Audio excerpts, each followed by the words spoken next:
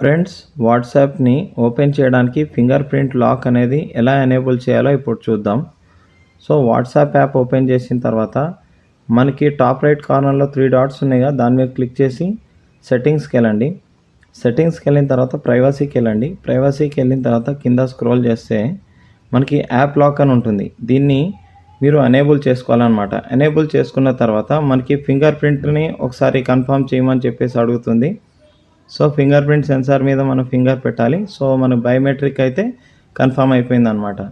So ఇక్కడ చూడవచ్చు, మనకి ఇక్కడ యాప్ లాక్ అనేది ఇమీడియట్లీ కావాలా, లేకపోతే ఆఫ్టర్ 1 మినిట్ కావాలా, లేకపోతే ఆఫ్టర్ 30 మినిట్స్ కావాలా అని చెప్పేసి రాస్తుంది. మనం ఇమీడియట్లీ పెట్టుకుందాం. ఇమీడియట్లీ పెట్టుకుంటే ఏంటంటే మనం ప్రతిసారి యాప్ని ఓపెన్ చేసినప్పుడు మనకి ఫింగర్ ప్రింట్ సెన్సార్ అడిగిద్ది అనమాట. చూడండి, ఇగో ఇప్పుడు యాప్ని అయితే ఓపెన్ చేస్తున్నాను. సో ఫింగర్ ప్రింట్ సెన్సార్ అయితే అడుగుతుంది.